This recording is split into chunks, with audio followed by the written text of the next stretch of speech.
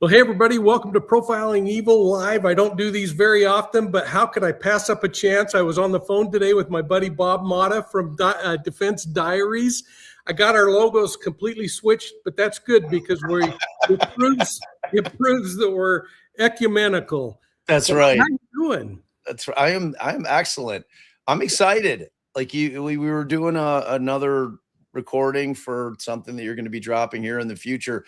And you brought up the concept of doing this tonight because there's so much going on with the Guthrie case right now. It's exploding with action. Obviously, we had the vids and the pics drop today.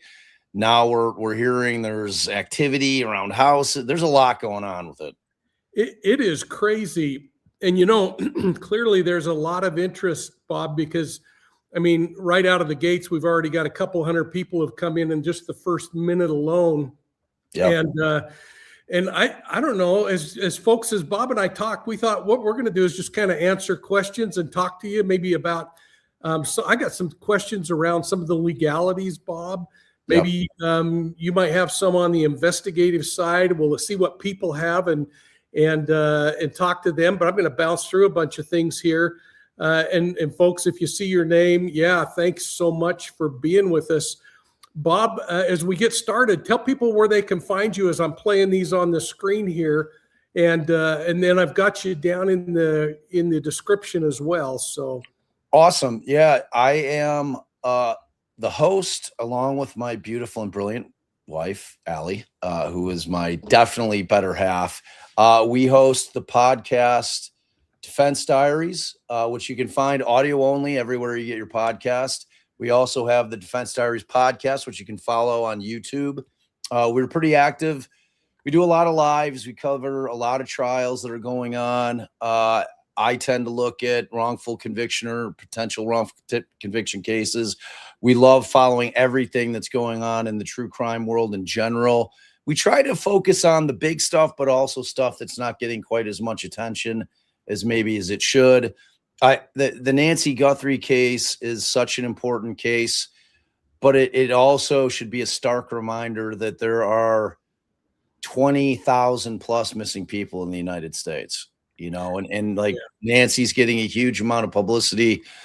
I'm hoping that will shine a light on all the other people that are missing in this country, because it's a lot. I mean, if you get into NamUs, it's a thing, Mike. So I'm hoping that this really sheds light on that reality that exists out there for other missing folks, because there's families and loved ones that are wanting to know where these people are and deserve to know. So, but yeah, you can find us. And then I've got the new podcast, which Mike and I did a wonderful live about today. I was so grateful that he did that. It's called Buried Inside the John Wayne Gacy Investigation. Again, you can find that wherever you get your podcast, Spotify, Apple. And I'm on Twitter at defense_diaries. And I think I've got a TikTok too, at Defense Diaries Podcast, Insta, all the socials. I'm out there. You know how exhausting it is, Mike. It can be exhausting. I'm going to try to see. People are complaining they couldn't see faces very well, and StreamYard has this new thing where it takes care of the portrait style and the landscape style. So hopefully this will work for folks, and it looks pretty good to me. Yeah, it's showing up kind of. Well, this is the best I can do, folks. So some people are saying they can see fine, Bob. Others are saying they aren't. But yeah, let's dig into this thing. You know, it was really interesting today as we were talking about. We were actually exploring the John Wayne Gacy case. And we were playing some of the audio that you have of Gacy actually confessing to these crimes to your father in 1980. And to hear his voice today and to hear him trying to explain with a cavalier kind of attitude how he took the lives of so many people was amazing to me. Yeah, it's chilling. It's truly, truly chilling.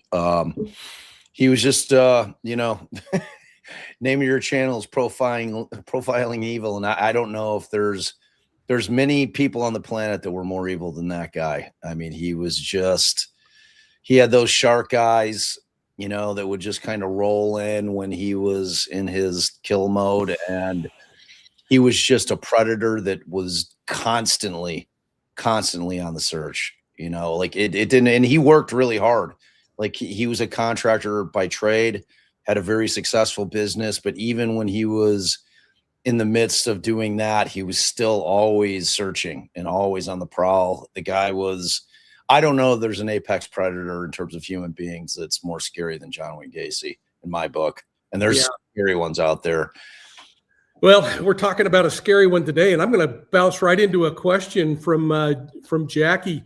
Mike and Bob, why go to TMZ first? For exposure or publicity? Maybe I'm reading too much into this.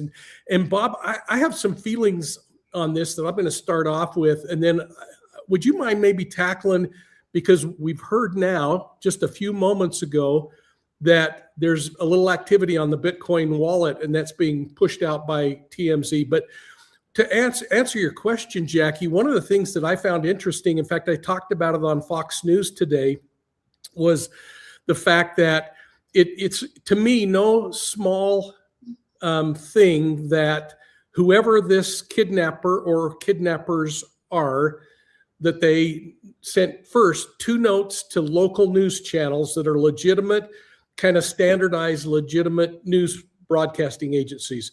Yeah. And then they picked TMZ. And that had me scratching my head, just like Jackie is kind of scratching her head right now. And me. There we go. Head scratching. So, I look at things from a behavioral standpoint all the time. I went back and I did some research.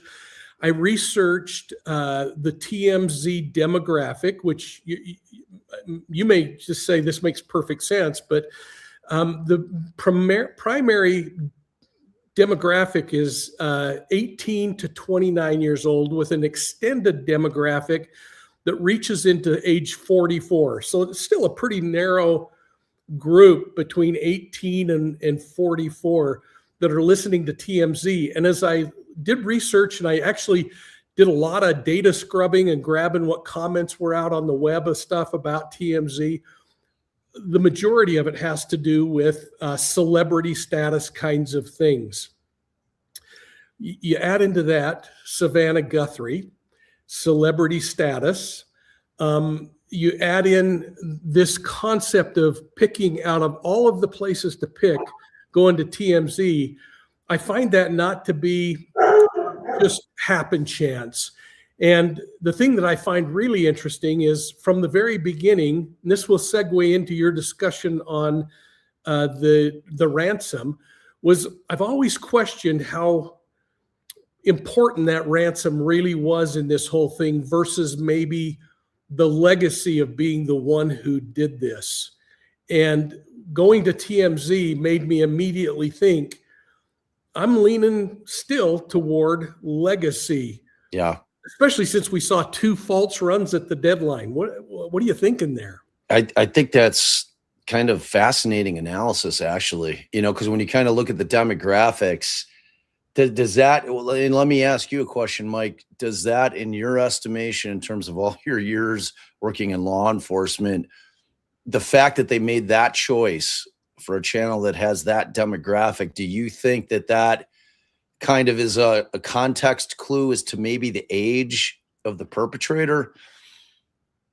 Yeah, that's exactly why I mentioned that demographic window, because again, what we learned over the years in studying serial predators, and everybody says, holy cow, those profilers are so smart because they come up with that it was a 29-year-old white male that committed this crime. Well, I don't want to in any way diminish that process, but it's combining that with all of the rest of the evidence. And what we kind of discovered over looking at all those hundreds and hundreds and hundreds of cases is that, number one, predators are going to be in pursuit of a legitimate kind of a need, whether it's companionship in their wacky way of committing a sexual assault, or a relationship. And you'll hear these predators talk about having relationships with the victim because they've been peeking through windows and they've been fantasizing about this person. In their mind, they've created a relationship. But generally, people don't cross boundaries. You don't generally see someone crossing into a demographic that they normally wouldn't pursue anyway, because again, it's so fantasy driven. Wow. So when I start thinking about that comment you make about age group, I think to myself, man, they might be appealing to the same group that they are. Right. Or what they're accustomed to watching, that what's in kind of their sphere of what they watch, what they tune into. The other part of it, which we were talking about a little bit earlier, is the fact that the kidnapper is elected to use Bitcoin. Now, there's obviously many different reasons why they may use Bitcoin in terms of not being able to mark and trace the money and track it, which I think is probably an issue with when you're dealing with cash. If the feds are involved, that typically if there's a cash ransom involved, that money is going to be marked in some way, that it's going to be able to be traced, whether it's down the road. And even if it's in, the bag that it's holding the cash and they're trying to track the bag itself, whatever the case may be, Bitcoin can be traced, but it's tougher.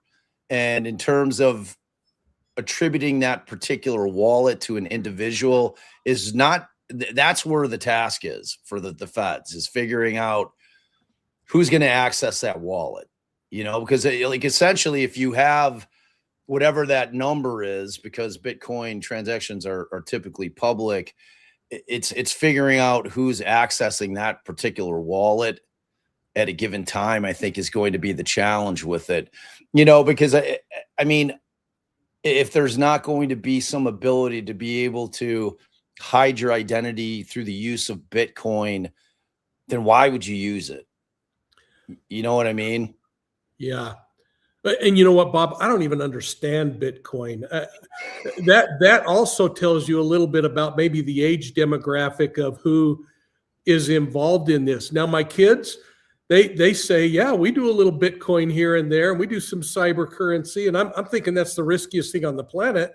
And they're thinking I'm a dinosaur. Yeah, same. I'm the same. I'm like, I realize that the US dollar is not backed by gold anymore. So essentially paper money is worthless as well.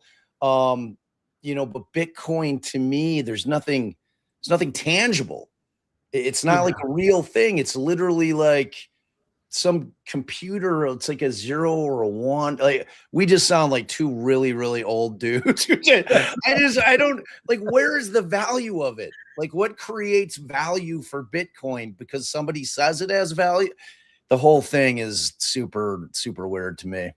It is really something. I want to grab a couple comments here.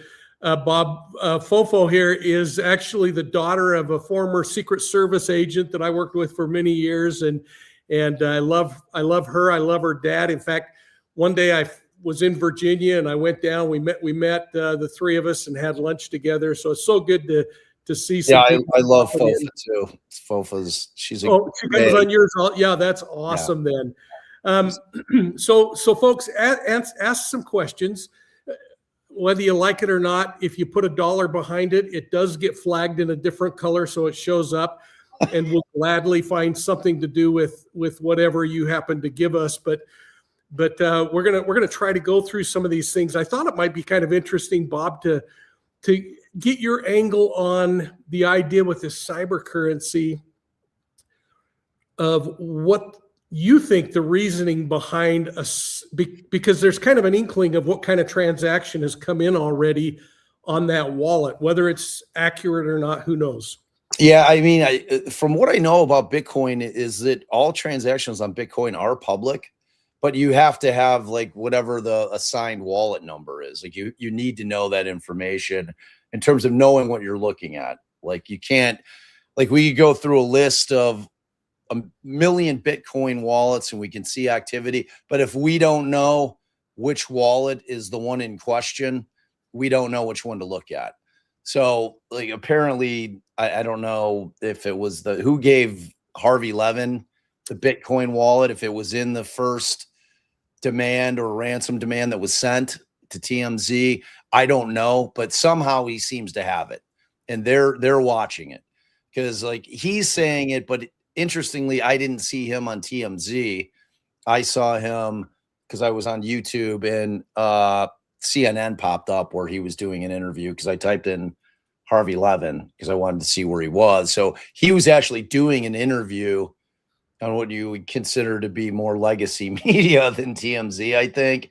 So like, I guess, you know, the national media is picking up on that as well. That was frankly the only reason I felt like I could say something about it, because if it was good enough for one of the bigger media companies to report it, I figured we could report it, Mike. Well, that's right. And you know what? I really like that too about you. And I try to just align with people that stick with what's publicly been released rather than the conspiracies or the guess what might be happening. Yeah. And right now there's quite a few people online that are talking about what might be happening right now, because there's activity around both Nancy Guthrie's house and the daughter's house. And frankly, everybody keeps saying her name, but I'm not going to, because I just don't know that it's fair at this point. But there's activity going on there. But we happen to have an insider, one of our friends, Joshua Ritter from Courtroom Confidential, who is on the ground. He's busy doing Fox, but he jumped on with us a while ago. And I recorded him visually, Bob, but I didn't record his voice because I didn't want to release something that he might say on Fox tonight, or that he may have told us something that shouldn't have gone out. But we'll play a little video to kind of tease that in a minute and talk about it. But the thing that I found interesting is as I'm listening to people, I mean, there are some folks really spinning up a lot of stuff because somebody's knocking on doors in a neighborhood, or there's a presence of law enforcement there. And I don't know that necessarily means that things are happening there, but I do think they're happening right now. I agree. And I wanted to ask you, because we saw like a lot of movement. So we had early in the day, the FBI released the footage that they were able to recover. And so I have a couple of questions about that. And I tend to think that they've probably recovered it probably a few days ago. I think they've probably been working with what they have. I think that they may have done a little editing on some of the videos. Like there was one from where, and it's the video where he or she walks back towards the entry arch and goes out and grabs the foliage or the flowers, whatever they are, and then walks back in. But the second video that Patel had dropped on his Twitter account was with the perpetrator, alleged perpetrator, or potential perpetrator, walking towards kind of the entry area where you have the arched entryway. You got the tile floor in there. So, and he's got his head down. He or she has his head down as she's walking, which to me, when I was looking at it, didn't indicate that the person realized that there was a Ring or a Nest camera, but instead was aware that there was an exterior camera somewhere on the outside, because it seemed to me that the person was trying to avoid that camera if it was active in terms of being on the exterior of the house. Because as soon as he keeps his head down, and it, when I'm saying he, it's he or she, because we don't know, right? But when he walks through, he keeps his head down. And it was actually Allie that pointed it out about, it was interesting to me because you have a point certain on that arch where you could probably use that as an anchor to figuring out exactly how tall this person was. And I'm like, wow, if this person had the wherewithal, because the person kept their head down like this until they passed the arch. So Interesting. I'm like, man, I'm like, was like that intentional? But then this person doesn't realize that there's a ring cam. It's like these two contradictions where you've got somebody who seems to be really pretty wise about the ways of law enforcement by keeping their head down, but then is completely surprised by the fact that there's a Nest camera there. You know, because like that whole fumbling with the camera and like going to find something to put over it is so weird to me. It is such a weird case. This, I really studied those videos today because I needed to. I actually did an hour on Fox at lunchtime talking about the things that I picked up on that. And I don't know if you're okay. I'll cover a couple of those things that I thought were really important. Yeah. I mean, starting with exactly what you're saying, the way he's approaching, and I think I'll be able to show that in video in a second here, but I've tried to create a side-by-side video of every movement showing close up and then the whole image. So on the right is obviously the whole image. A couple of things that are really important from an investigative standpoint is, again, while it looks pretty bright there, this is an infrared image, so it's going to look a lot brighter than it is. And infrared bounces differently off different kinds of material, even different colors of material, as you well know. And I'm preaching to the choir here, but as he's coming up, there's a point where we actually see him with a flashlight in his mouth. But as he's coming up, he doesn't have a flashlight in his mouth, and I think he's navigating in a really dark circumstance. I don't think that if I understood what the media has been reporting in the area, Tucson by statute is a low light city. They have a set of codes or ordinances. They don't have street lights along these streets where this community is. Everything is, when there is a light, is shrouded so that it's facing down.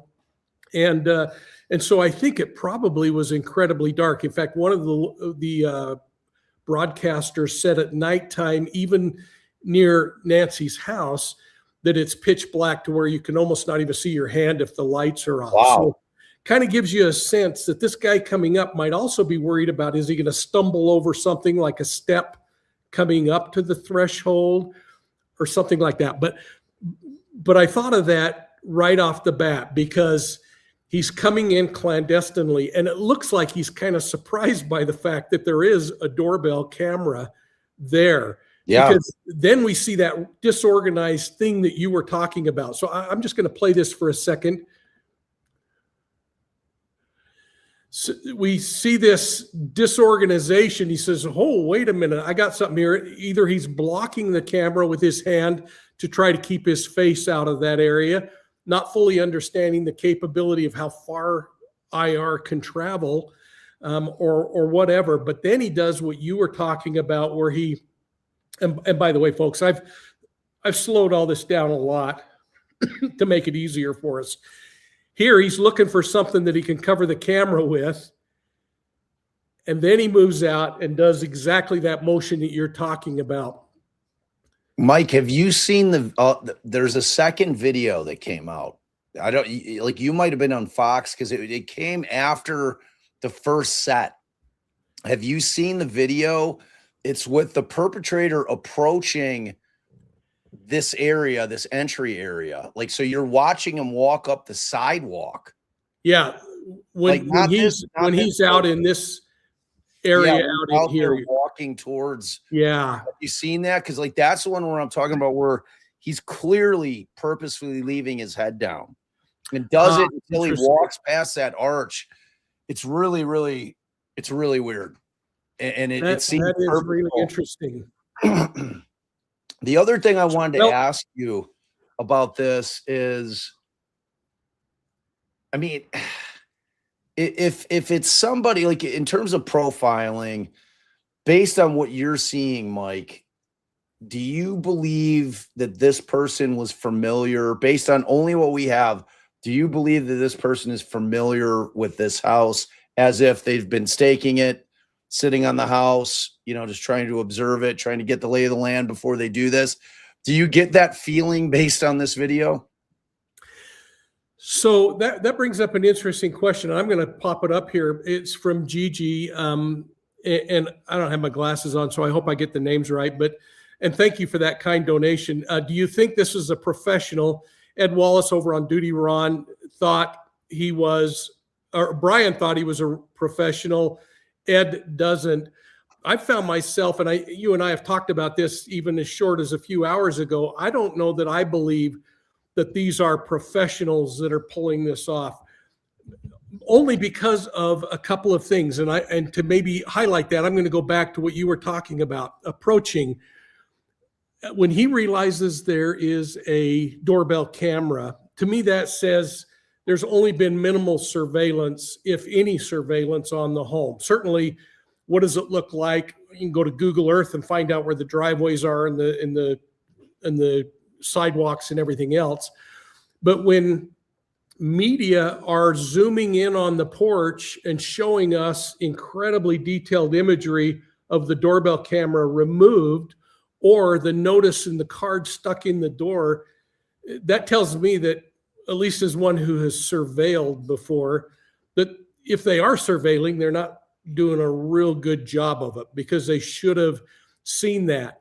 The other thing is, if they had surveilled it and knew that doorbell camera was there, then the action that we're seeing right here would not make sense, because what he's doing right here is he's looking for something to cover that out. That takes away from all of the idea of organization to that level. Doesn't mean they weren't organized in, we're going to go in, we're going to kidnap somebody, or we're going to just go burglarize, and all of a sudden things took a completely different direction.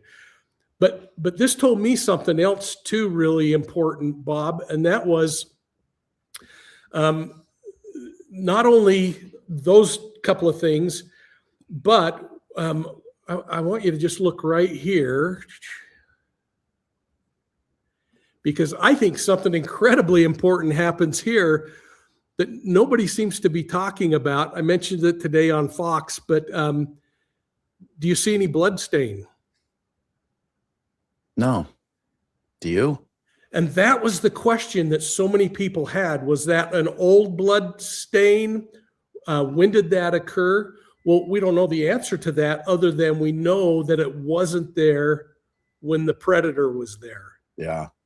So that kind of takes us away from, because I suspect we would hear from the news media who got to go up close and personal and I'm still scratching my head how that happened.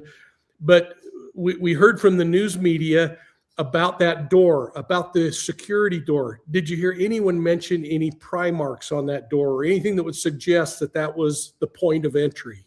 I haven't heard anything about forced entry at all. Have you? I have not, and I'm not doing a good job of keeping up on the comments in here. So maybe somebody has commented on that.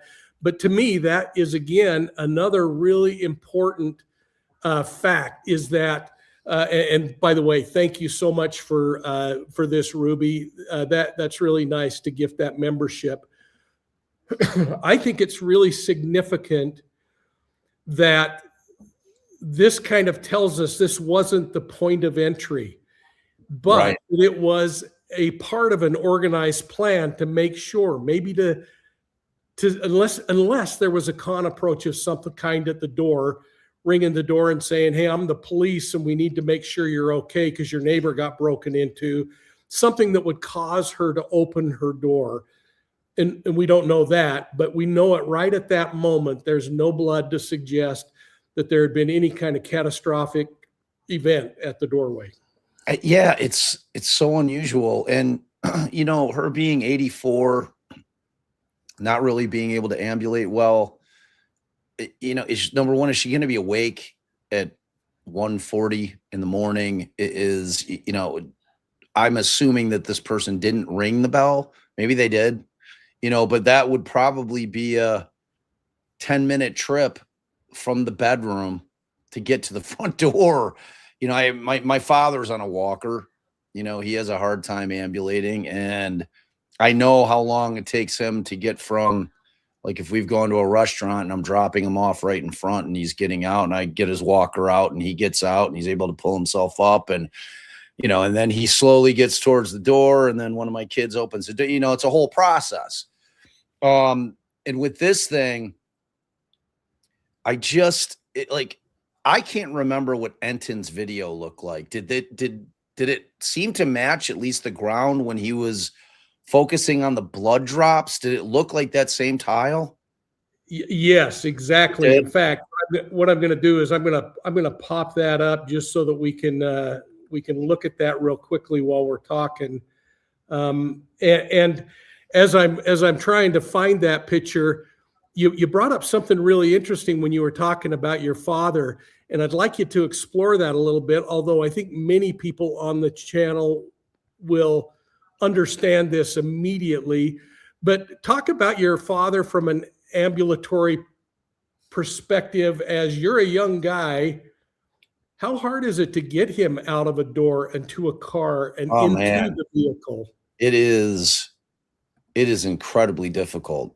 Like, so my father, who, like I said, he's 80, he's got a combination of back issues. I don't know if it's some kind of neuropathy that's going on with his legs, but he's lost so much strength in his legs that it's really, really difficult for him to walk.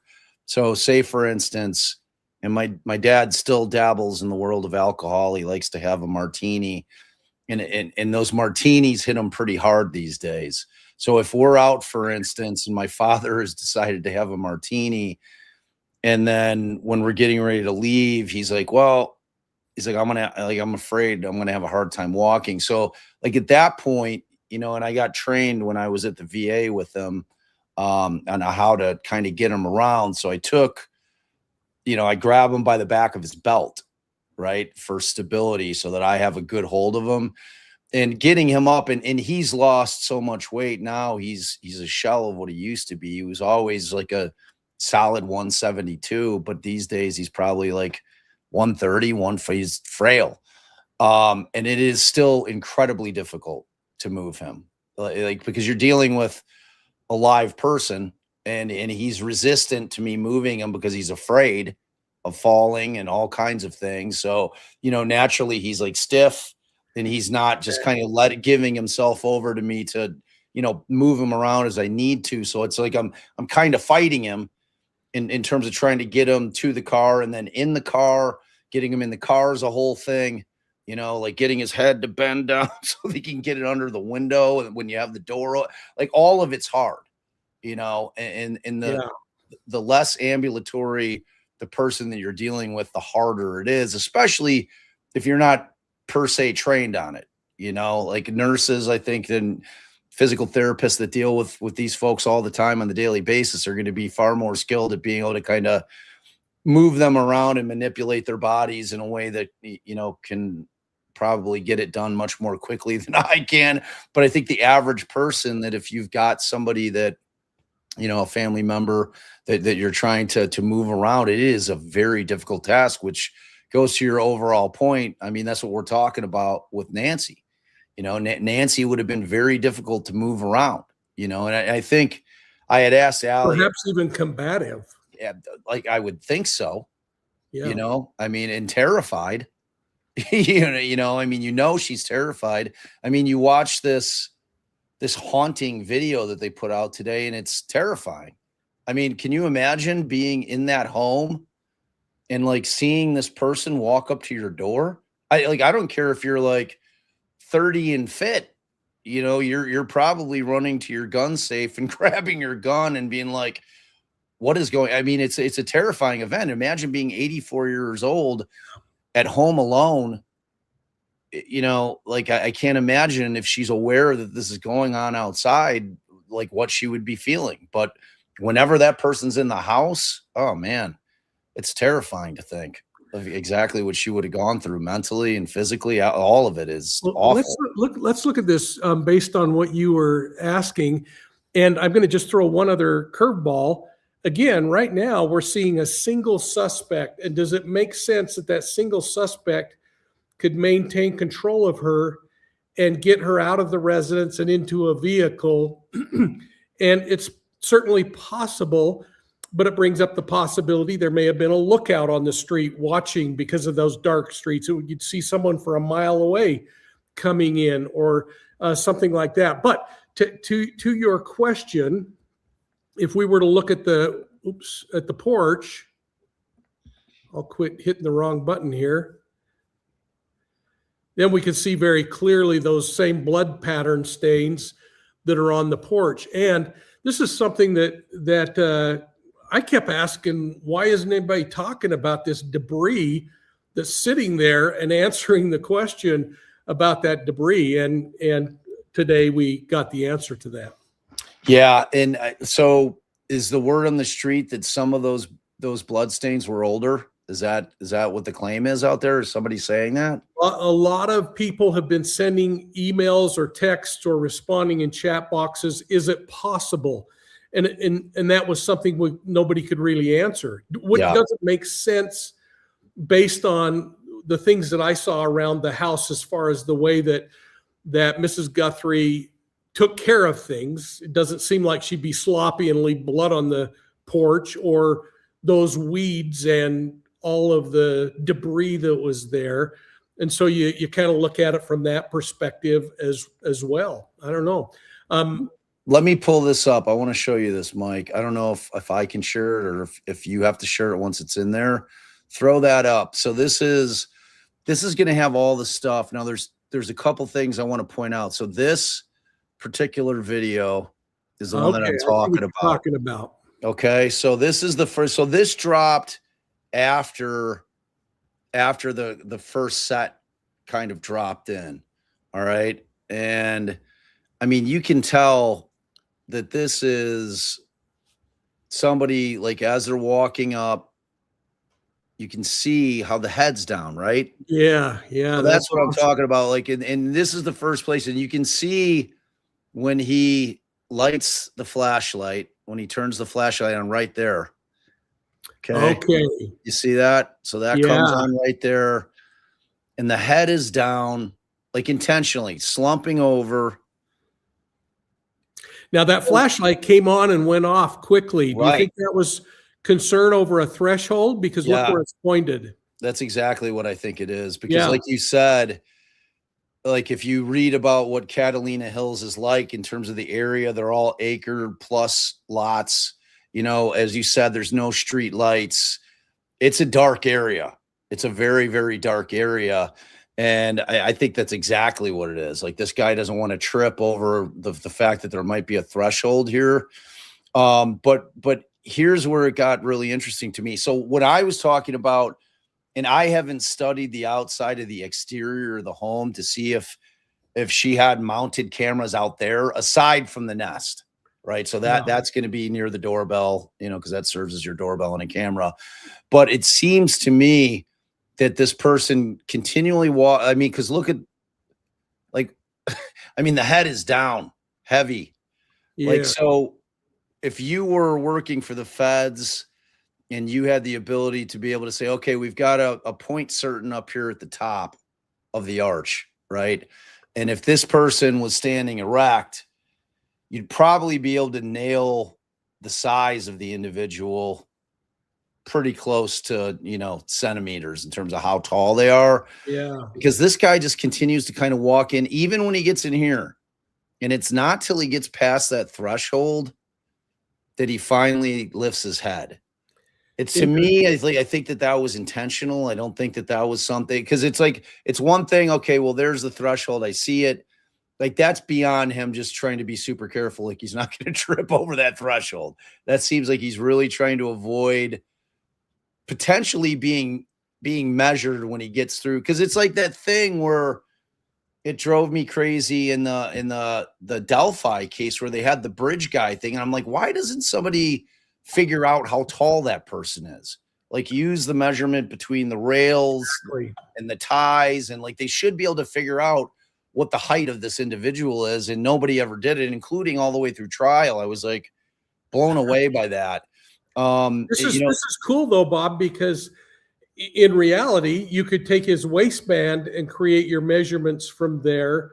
But once he hits those tiled squares, you could also get his foot size down to the centimeter as well, because you have a known, you have Right. the square. Yes, exactly. All right. So I want you to, there's one other thing I want to show you, Mike, and I want to get your input on it. So let's see. So I want you to, like, obviously at this point, you can see his backpack, right? Yeah. Clearly, you can see the straps. There's no problem seeing them. Now, in the first set of photographs that they brought out, okay, you've got here, but this is the one that just befuddles me. Like, where's the backpack straps here? That goes to like your second guy theory. I mean, like, I suppose there's a world that exists that you've got a couple of guys and are like, we're all going to wear the same thing. Interesting. Yeah. But I mean, is there any reason? And that was the reason I showed you that other video as well, because you could clearly see in that video the straps for the backpack. So the question that I would come up with immediately, because we don't have timestamps, are they different runs at the porch? I mean, it could be. That's the problem. And now people in my chat earlier today, because I'm not familiar with what Nest videos look like when you're watching them, but they were saying in our chat that they don't have timestamps on the videos themselves. Now, I'm sure that there has to exist timestamps somewhere, because otherwise this is useless for courts. The metadata would have to include There has to be somewhere, wouldn't it? metadata. Yeah. So like, I'm trying to figure out. Or they've cut it off, Bob, because there's one image where you do see the word Nest in the top corner. Yeah. And I don't think that indicia comes and goes. And I'm wondering if they've cropped this up to remove that kind of information. Yeah, it's potentially. Yeah. Let me see. Let's pause right there for a minute. Hear this one? Yeah. So if you can zoom in on the gun. I found this kind of interesting too. There we go. So this is really a peculiar way of carrying a weapon. Certainly not someone who was trained as a police officer or a soldier, maybe as a cavalryman in the 1800s, but this is really odd. And it's odd for a couple of reasons to me. It has a handle that looks like a semi-automatic weapon, but the holster kind of resembles an old 6-shooter kind of a holster. And you can tell that it's kind of a nylon front clasping, they call it an out of waistband holster. You know all this, but anyway, I found that so interesting because it's positioned in a way that suggests that, and his action with the camera suggests that he's right-hand dominant. He's using his left hand just to secure and make sure it's there, which tells me that this is a new accessory for him, that this wearing this because he's having to keep track of it. Well, I don't know what your thoughts are on that. I agree. And I was going to ask you, in terms of your training experience, is the placement of that particular holster extremely odd? Like it seems like it's almost over what would be a belt buckle, right? So, I mean, do you think it's, again, when you're trying to dissect these things, you have all kinds of things come to mind. Do you think that there's any possibility that the holster was placed there in order to try to cover that particular area? And really, I'm going there because of the potential of gender. Like we always assume in situations like this that it's a guy or a male. I mean, I suppose there exists the possibility in the world that this is a woman. You know what I mean? It's like the build, you're kind of I'm looking at the build and I'm like, all right, like, does that person have like kind of wide hips? Does it, like, is that a potential build? Because there were people in our chat for the one picture in particular where you can stop it and you get kind of a clear shot of the eyes and it's over towards I think it would be the left portion of the screen. It's like after the hand moves down and you kind of catch a good shot of the eyes. And a lot of people were saying that they thought that it looked like women's eyes. I like more than a couple people were like, that looks like a female's eyes. So, you know, I'm just trying to figure out the placement of that holster is really strange to me. And it's beyond like, just, is it intentional in the sense that clearly, like you said, this is probably something new for this individual in you know, carrying a holster on their person, but the placement itself is strange to me. I mean, I've seen people that, you know, will stick the holster in the back, kind of like in the small of the back, maybe dead center. I've never seen anybody intentionally place the holster like kind of in the middle of what would be, you know, the waistline. It's strange. It's really interesting. And when you think about it from a behavioral perspective, you have to kind of reflect on some of the things you see in TikTok videos and other kinds of things, especially in kind of the gang flashing that goes on where they're doing a lot of action. Yeah. And the weapon becomes an accessory and something that you're showing to really make sure, I'm packing and I'm carrying something heavy.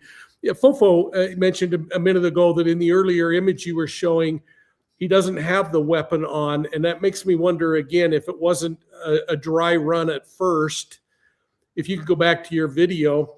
Yeah, let me bring that up. He was coming to the door prepared that if the lights turned on or something else, that he could say, oh, I'm at the wrong house, versus now I got in, everything looks okay. And so that's what we're going to learn in the course of this thing. And I don't know if we can zoom in on him right there. Let me see if this one's a little harder when it's a video, isn't it? Yeah, it's weird. Like when I don't have it looks like he's got the weapon there though. Yeah, he's got the weapon here. Let's see. Let's go back though. Yeah, so it appears he's got the weapon there.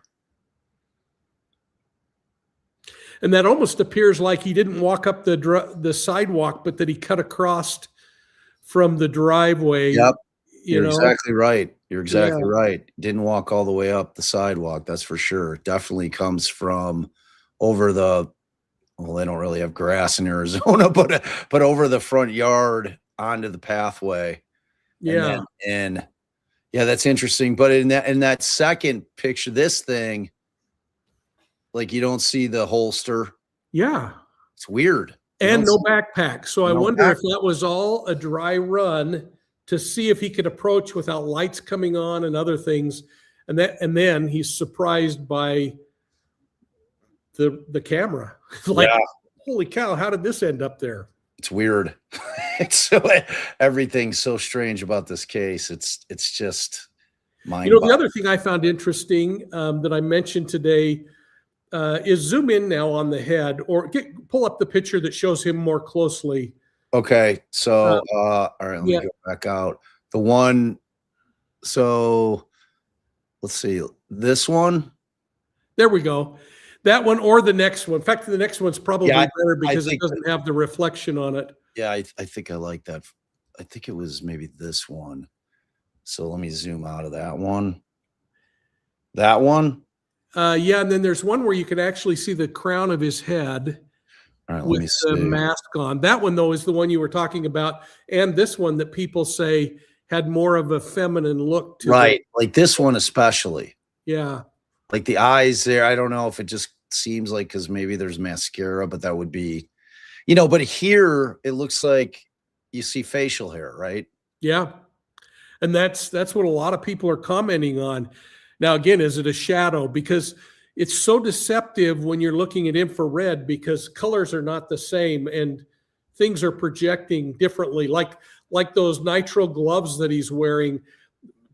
At times they look like they're puffed up, but it's more of a artifact of the infrared bouncing off of the fabric rather than absorbing the fabric. And so it gets a little confusing in those. That's a beautiful picture there. Now go in on his head for a minute, or her head, whichever she is. Or But this is something else I talked about today, because what it does in my mind is it takes away from the possibility that this is an afro hair, or that this is a big full head of hair. Right. There's nothing coming down into the eyes. Yep. So you can see the ear actually poking through. It shows a really tight mask. Yep. Didn't help this suspect, in my opinion, because it helped us start to understand the contour and the shape of the head. Yeah. Yeah. 100%. Yeah. That's, because when you're it's everything. And here's one other question. It's relating to not necessarily these photos, but, and I don't want to forget it. That's why I want to ask you, in your experience. So we heard that there was a lot of movement, law enforcement activity around both houses. So obviously the daughter's house and the Nancy's house, and they've had this probably, I'm guessing, at least 3-4 days. I'm talking about the feds have had these videos. They've been doing their work, trying to figure everything out. They're obviously trying to figure out where that hoodie can be purchased and who purchased it recently, and all the things. Same with the ski mask, same with the gloves, the pants, if they can make out the shoes, all of it. They're going to be trying to whittle that down and figure out all of that. And I'm sure they've been doing that. But once they had this video, because I was curious if you had somebody that was like living maybe in the daughter's neighborhood that was aware of the family's wealth and maybe knew that it was kind of a habit for them to have Nancy come over on Sundays and they eat dinner and play cards, and that maybe somebody in that neighborhood like tailed the son-in-law to the house that night. Because I would definitely be thinking that, like, if I were the feds, that maybe so, because I know they were canvassing the neighborhood and they were talking to neighbors, and they were, there were reports that they said that they were looking for something that was dropped. We didn't get any kind of specificity on what, but to me, it would make sense that if you kind of came up with this whole thing, you're like, man, like, we need money. Like, this is the plan I came up with. You want to run with it? That, in order to figure out where Nancy lived, that one way to do that would be to tail the ride home, and then now you know where the property's at. You wait 4 or 5 hours and then you make your move. I don't know. I'm just always trying to think of all the reasons that they may descend on the area, aside from the obvious, which is every single person. And Mike, I'd love for you to talk about it a bit in terms of kind of like victimology and how you always start with those closest to the victim. And you're doing that in order to rule them out. You want to clear them, but you're always going to start with those closest, because frankly, statistically speaking, that's usually who kills the person, is somebody close to them. So it always makes sense to start there, and you kind of move out in concentric circles outward, where there's overlap though. You'll start with, so like, I don't know, like, let's talk about that for a second, Bob, from a profiling perspective, because there's a principle that I love to use. It's called a risk continuum. So let's play like you and I just jumped in a classroom, and I'm standing in your law practice, and you've given me the grease pencil, and I'm up at the board. If I were to draw a line out on the board, and at one end of that, on the left-hand side, I put low risk, and a big circle on the far right side, and I put high risk. And then I said, now, Bob, what kind of people live high-risk lifestyles in a community? What kind of people would you come up with?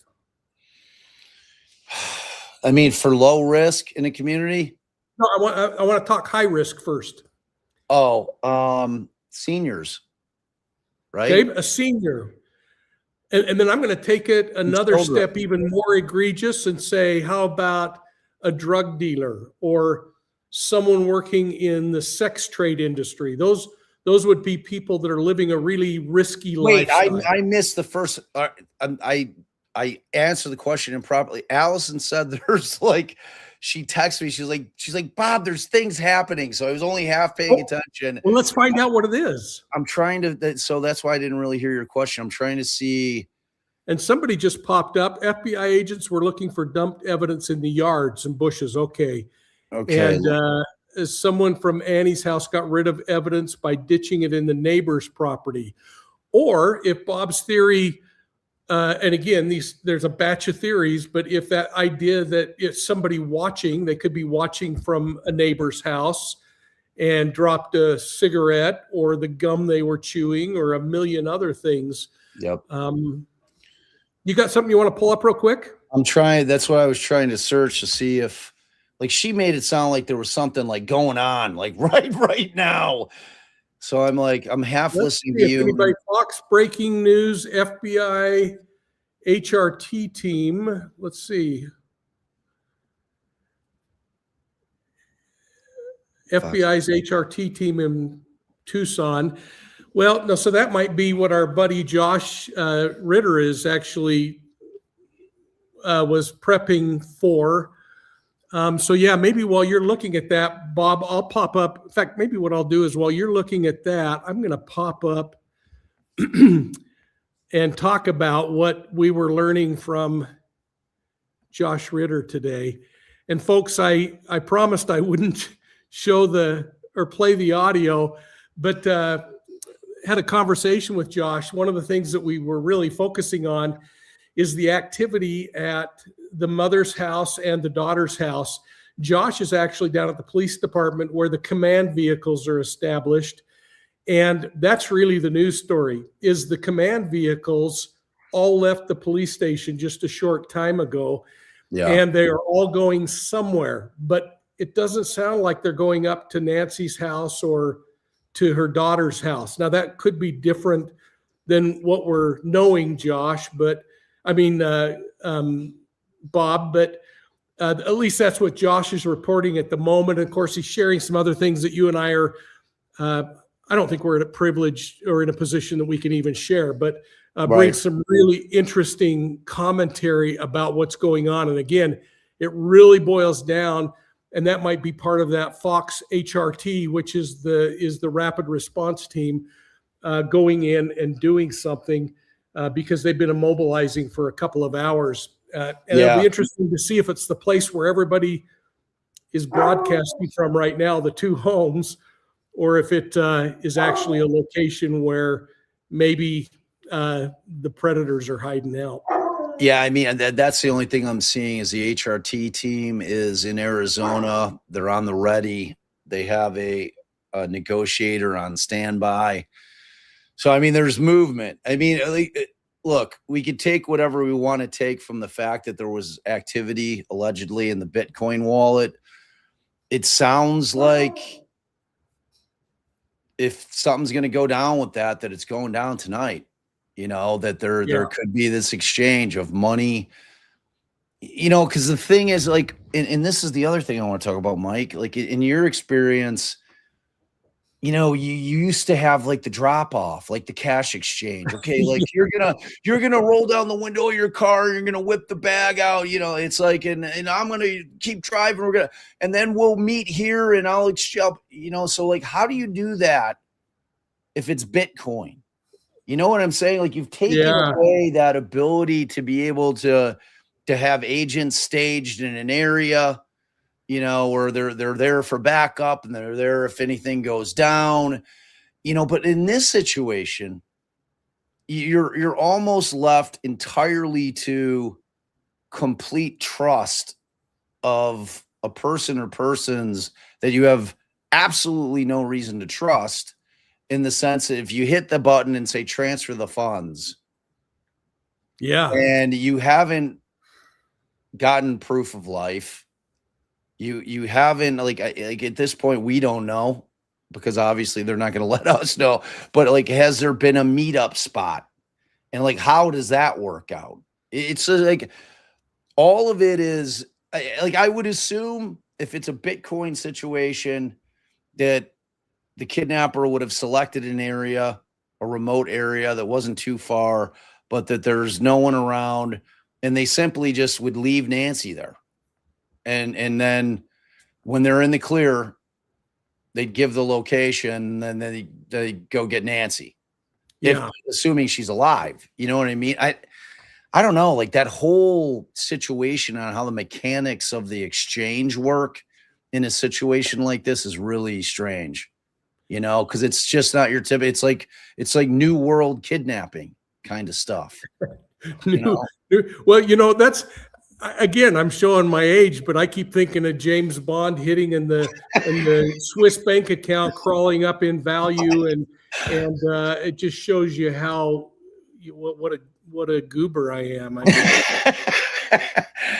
No, there was a good comment that I wanted to read, and we're kind of jumping back and forth, so we apologize for that. But there's a lot going on.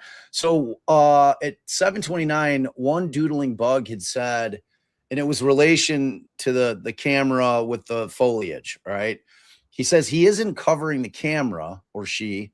Nest cameras have a release button behind them. He uses the twig to press the button.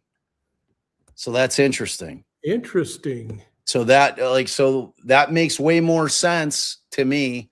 Like if you need something skinny to kind of get behind and poke whatever this release button is so that you can pull off, you know, the camera portion of it, and him going to walk around to find something skinny enough to kind of stick back there that's, you know, firm enough for him to use it as kind of like a little rod to poke in is interesting. It's interesting. That helps clear that up as opposed to trying to cover the camera. That makes way more sense. So thank you for that. That is interesting. I'm going to pull up a map I started yesterday based on what you're talking about. And I don't know, let's see if this brings any insight. The thing that's kind of interesting here is I've mapped out where Nancy's house is, and we can bounce in and take a good look at that and see the layout. And again, that wow. Sidewalk comes right up here. So it looked like he came across from here. It makes you wonder where he's parked along there, or if he's parked or someone drops him off. But as we zoom out, we can see the route that seems to be the big discussion point, including that Circle K that is talked about. Mm-hmm. And then we can go over to the daughter's house. And again, you'll notice even on my map, I don't call her out by name until maybe I've worked with you defense attorneys for so long. You're sensitive to pointing the finger at the wrong people. Exactly. So when you're talking about the fact that they're searching around that house, well, that's a batch of property to be searching around, and a whole bunch of places that somebody could be hiding or dropping, like I said, a cigarette butt or their chewing gum or the Coke can they were drinking from. So as an investigator, when I see these kinds of things happen, and I just don't get as spun up as maybe some people do. But TMZ, when they reported, it's been interesting to me to watch all three news channels that got the early ransom note, because if you remember, when they first came out, they all said, we're not going to say anything. And little by little, they start leaking a little to maybe keep them just ahead of everyone else on releasing information.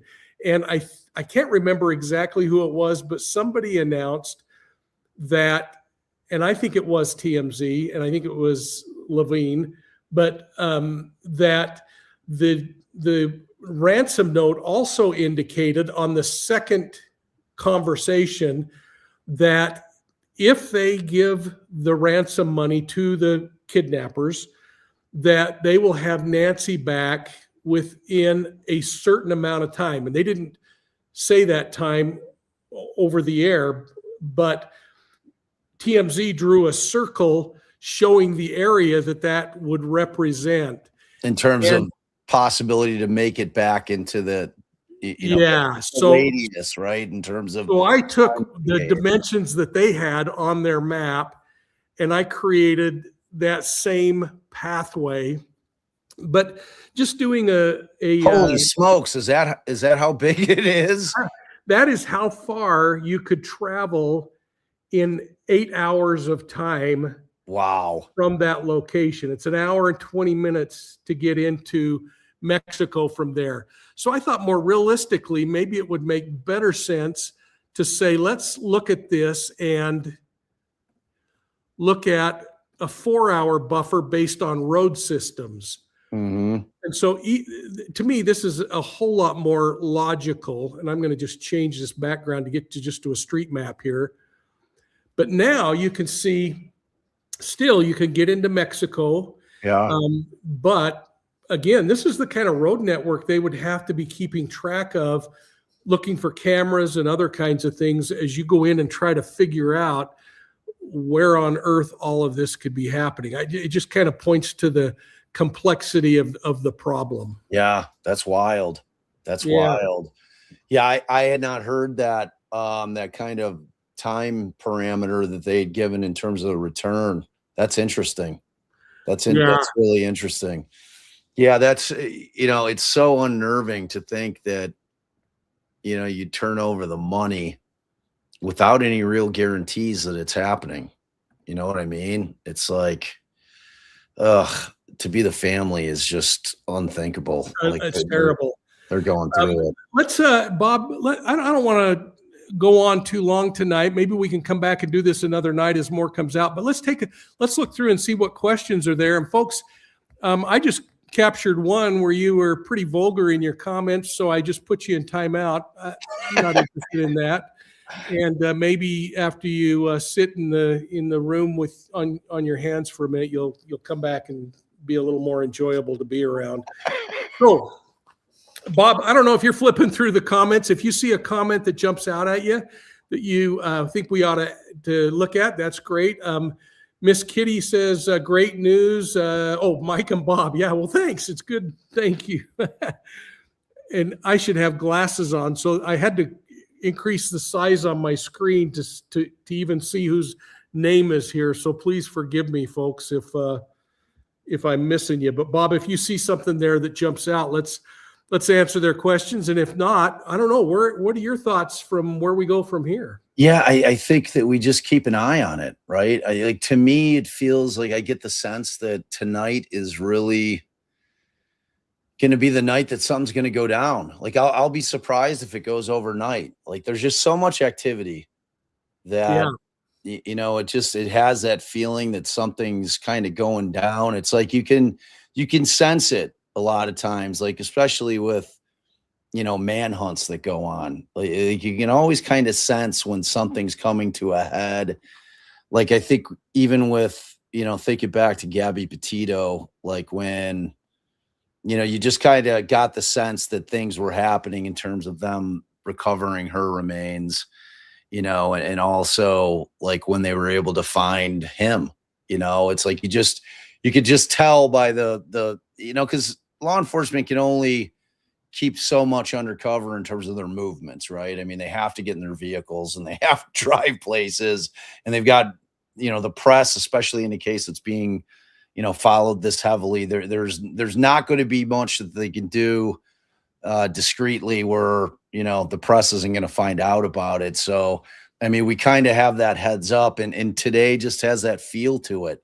You get the drop of the videos and the pics, and then, we start hearing that there's, deployment out to both properties, and there's a large law enforcement presence at both properties, and areas are being canvassed. And, then you hear about the Bitcoin wallet having some activity. And then, you hear about, the HRT being on call on the ready, it has the feel that something's going down tonight. Maybe it happens in the morning, but it seems like we're getting close to an end game here. And my hope, Mike, is that Nancy is alive and well. I mean, above all else, money comes and goes, man. But you're right. I am with you. Ether Bunny throws out the question, do you think he was wearing layered clothes? I'll let you take a stab at that first, and then I'll. I think so. I felt like it had the feel of a few layers to me, to be honest with you. The gloves looked, it almost looked like there were a couple of pair of gloves. That was like, it reminded me of OJ putting on the gloves at the trial, making his hand all fat, trying to squeeze the glove on. It's like those don't look like the kind of gloves that you necessarily need if you lived in Arizona. So they seemed thicker and they seemed like they were very tight, but they almost look leather to me. But again, like you said, when you're looking through infrared, it's pretty hard to tell, like what's what. Yeah. That's always been my experience. Even on the gloves, I immediately thought those are really puffed up. But then I thought, nah, if it truly is that nitrile, it's going to be reflective of any infrared lighting, and that's going to distort what you're looking at. And so that gets, but it makes good sense. And frankly, they're going to be as cold as the rest of the U.S. Just a guy, you coming from Chicago down there, you'd be in a tank top, and they're wearing, a sweater. Right. So, yeah. Anytime my people come from Florida, and I've got a lot of people who live down in Florida or Arizona, one of them are retirement states, and they come back home, they're like, oh man, 60 feels like Arctic to them. Exactly. Now, there is a question I want to ask you, and I'd like your thoughts on this. I started to write actually a response, and then I thought, what am I doing? Let me just ask the legal beagle here. So the thought is, Bob, I've gone through this before as a police officer, having to go back and get a second dip at the well and get another search warrant and go back into the same location. And but that troubles a lot of people because they're casting out a question here and there about why are they doing that? If someone in the family has a power of attorney, for instance, why aren't they just saying, help us find our mom, come back into the house? Yeah. And there's some legal reasoning behind that. I thought it'd be kind of cool to have you explain that. Yeah, I mean, in terms of warrants, and so let's say, for instance, the initial entry into Nancy's house was based on exigent circumstances, right? So they're going in, even in a situation where law enforcement has gained access to a property, whether it be by consent of one of the owners of the property, or if it's exigent circumstances, meaning that it's now or never, time, is of the essence, and we've got to get in there or something horrible might happen or evidence may be destroyed. All those things create exigent circumstances that allow you in. But once you're in, you're inevitably, if it's a good cop and they understand how the system works, and being a good cop means you understand what your prosecuting attorneys are going to have to contend with when this case makes its way into the courts. So you work hand in hand with your prosecutors, and they're going to know that they're going to put a call in that they need to get a warrant because they want to have a warrant effectuated so that they're not having to deal with the aspect that when things were found and was there a warrant in place. And so even if you're allowed in by consent, typically it's good practice to go ahead and secure that warrant.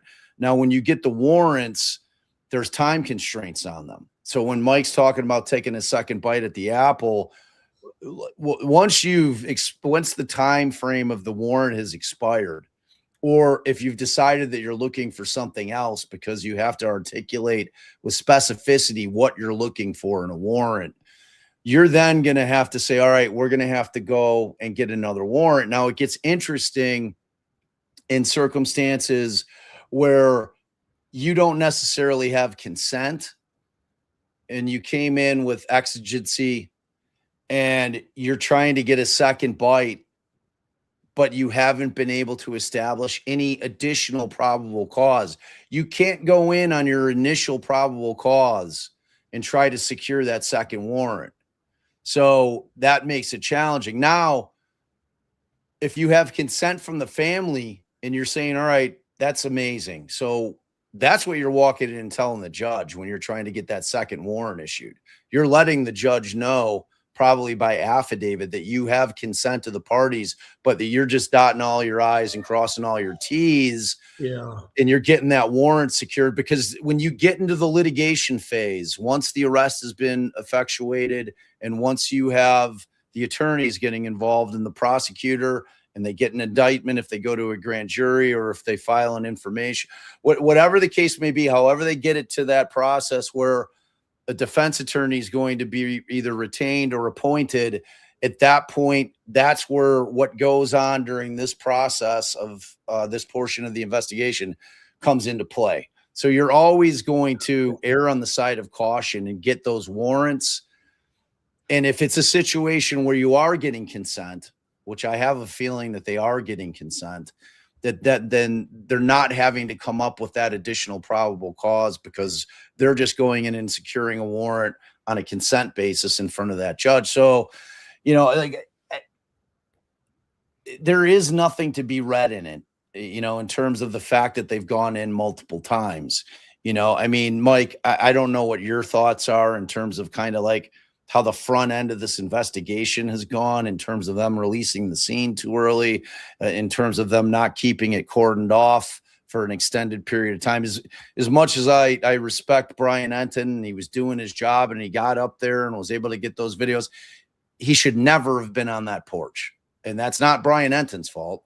That's law enforcement's fault for not keeping that scene secure until they're sure that they've gotten everything that they need to get from that scene. Because to go back 2-3 times and say, with warrant, or forget about the warrant or no warrant, just the fact that you've released the scene and you've made it so that law enforcement couldn't answer the question on the stand. Okay, well, when you release the scene the first time and in the interim, there's 8 to 12 hours that passes before you go back, but the scene was not secured. Who did you have sitting on the scene? Well, I had no one. Well, how can you tell me? How can you tell this jury that for a fact that no one else came into that house and tampered with evidence or planted you're inviting reasonable doubt to creep in terms of that crime scene and how it was processed. It's like, I had Joe Jackalone on this morning, or was it last night, I think. And Joe's like furious as former law enforcement. He's a former NYPD. He's like, I'm just disappointed. It's like, I don't, and Joe's thing is like, I don't want to hear the excuse that you come from, you've got a small department, and you're kind of like, every department should be trained on how to process crime scenes, and it should just be absolutely mandatory that the people that are going to be working crime scene processing and the people that are supervising those people, who are the ones who are making the calls, are all trained on that. I mean, it's so important. Look, you never know when the case of your lifetime is going to drop into your lap. I mean, Mike, you're a perfect example of it. I mean, you lived it in terms of how the case that, has really become a huge part of your life and defined your career in a lot of different ways, just kind of like fell into your lap. But you were ready. You know what I mean? And it's like this thing that you keep hearing. And we heard it in the Moscow back with the Koberger investigation when they're pre-arrest. Everybody just giving law enforcement, including the family members, just riding them like rented mules. They don't know what they're doing. They don't know what they're doing. And, like, we were all spared what was going to happen at trial with respect to that crime scene being kind of contaminated to all hell. And some of that wasn't law enforcement's fault. You can't help the fact that 911's not called until noon in that case. And you've got college fraternity members running around in that house doing God knows what, you know what I'm saying? But once law enforcement's involved, there has to be an expectation that scene is going to be locked down. And, as far as the searches go, it becomes a bigger issue, the fact that you've released the scene so many times as opposed to going and getting a warrant. Because I could still have, as law enforcement, I could still have it cordoned off.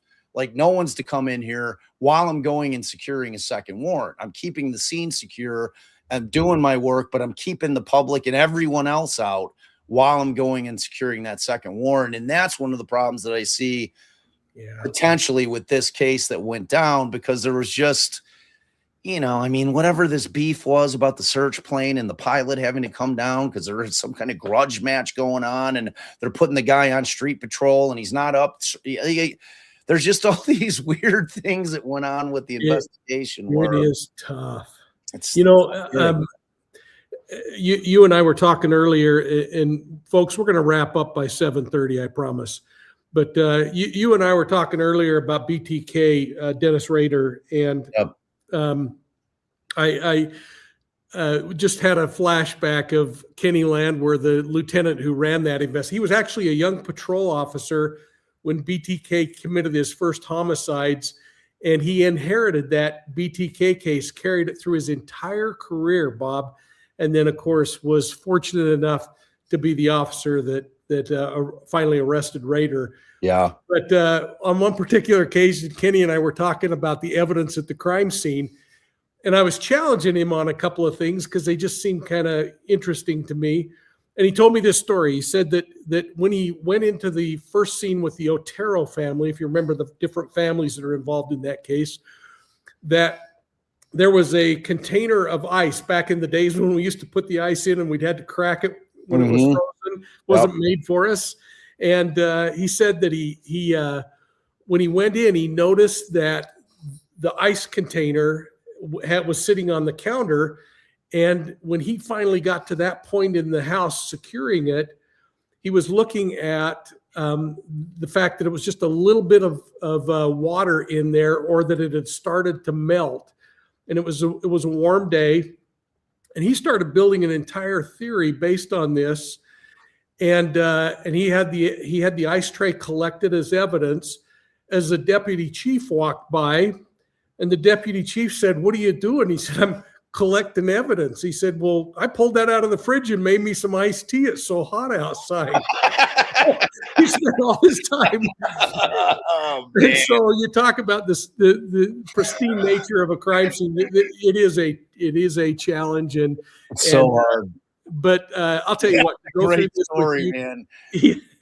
And I tell people all the time, I mean, the fact of the matter is there's human beings that are doing all these jobs, and that, you know, from the lawyers to the cop, everybody's doing their best, you know, and there is no such thing as a perfect investigation. They just don't exist in the world. There's always going to be a few mistakes made. You hope that they're not catastrophic, and everybody's doing their best to make sure that they're covering all the bases and doing all the things in terms of protocol that they need to be doing. But there's inevitably going to be a few blunders. And you know, you just always hope from the law enforcement side that they're not so terrible that it's going to end up in things being suppressed, or, you know, entire search warrants being tossed out in terms of fruit of the poisonous tree. Let me stop you for a minute, Bob. Yep. No way. Heather's reporting they've detained someone. Now, I don't know what that means, but this is the perfect time for us to wrap this up and thank everyone and let you all go and search the web and see what's going on. And Bob, I'm going to give you the last word. And thank you so much for jumping on with me tonight. This has been so much fun. I loved it. It was a blast. And thank you for inviting me. It was great. Let's do it again. Definitely. And look here, check me out over at Defense Diaries podcast, our channel on YouTube. Also, please, if you're so inclined, listen to Buried, Inside the John Wayne Gacy Investigation. It is a super deep dive into one of the most horrific cases that has ever graced the United States judicial system. And I went as deep as anybody's ever gone in that thing. And it's a pretty exciting podcast to listen to. And also just give us a follow on the socials, Twitter. I'm over there. You know, TikTok, I do old man things over there. It's just ridiculous. But yeah, Mike, I really enjoyed this, and I love being able to hang with you and pick your brain for all your investigative know-how, because it's I never did it, you know, so it's great to be able to have somebody whose brain I can pick with all these questions that form in my head in terms of how these things should go down. So Amen, brother. And thank Allie for letting you get a pass. I hope all the stuff with athletics that had to be done tonight worked out. She made it happen. From all of us at Profiling Evil and Defense Diaries, folks, thanks so much for tuning in with us. It's been a blast to be with you. I hope maybe before next year I do another live. We'll see you soon. See you, Mike.